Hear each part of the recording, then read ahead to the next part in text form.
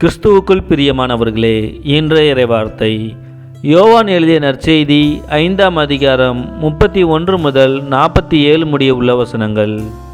அக்காலத்தில் இயேசு யூதர்களை நோக்கி கூறியது: என்னை பற்றி நானே சான்று பகர்ந்தால் என் சான்று செல்லாது. என்னை பற்றி சான்று பகர வேறு ஒருவர் இருக்கிறார். என்னை பற்றி அவர் கூறும் சான்று செல்லும் என எனக்கு தெரியும். யோவானிடம் ஆள் அனுப்பி நீங்கள் கேட்டபோது அவரும் உண்மையை சான்று பகர்ந்தார். மனிதர் தரும் சான்று எனக்கு தேவை என்பதற்காக அல்ல, நீங்கள் மீட்பு பெறுவதற்காகவே இதை சொல்கிறேன். யோவான் எரிந்து சுடர்விடும் விளக்கு. நீங்கள் சிறிது நேரமே அவரது ஒளியில் களி கூற விரும்புகிறீர்கள்.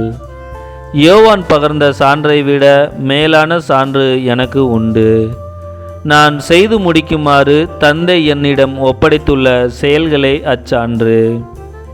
நான் செய்து வரும் அச்செயல்களே தந்தை என்னை அனுப்பியுள்ளார் என்பதற்கான சான்றாகும். என்னை அனுப்பிய தந்தையும் எனக்கு சான்று பகர்ந்துள்ளார். நீங்கள் ஒருபோதும் அவரது குரலை கேட்டதுமில்லை, அவரது உருவை கண்டதுமில்லை, அவரது வார்த்தையும் உங்களுள் நிலைத்திருக்கவில்லை.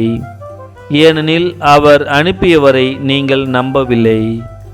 மறைநூல் வழியாக நிலைவாழ்வு கிடைக்கும் என எண்ணி அதை துருவி துருவி ஆராய்ந்து பார்க்கிறீர்களே, அம்மறைநூலும் எனக்கு சான்று பகர்கிறது. வாழ்வு பெறுமாறு என்னிடம் வர உங்களுக்கும் விருப்பமில்லை. மனிதர் தரும் பெருமை எனக்கு தேவையில்லை. உங்களை எனக்கு தெரியும். உங்களிடம் இறையன்பு இல்லை. நான் என் தந்தையின் பெயரால் வந்துள்ளேன், ஆனால் என்னை நீங்கள் ஏற்றுக்கொள்ளவில்லை.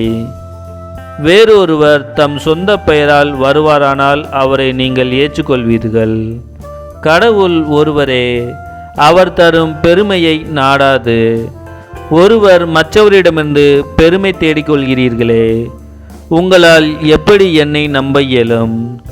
தந்தையின் முன்னிலையில் உங்கள் மேல் குற்றம் சுமத்தப் போகிறவன் நான் என நினைக்காதீர்கள்.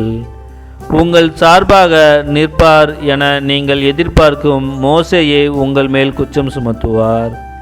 நீங்கள் மோசேயை நம்பியிருந்தால் என்னையும் நம்பியிருப்பீர்கள். ஏனெனில் அவர் என்னை பற்றி தான் எழுதினார். அவர் எழுதியவற்றை நீங்கள் நம்பவில்லை என்றால் நான் சொல்பவற்றை எவ்வாறு நம்பப் போகிறீர்கள்?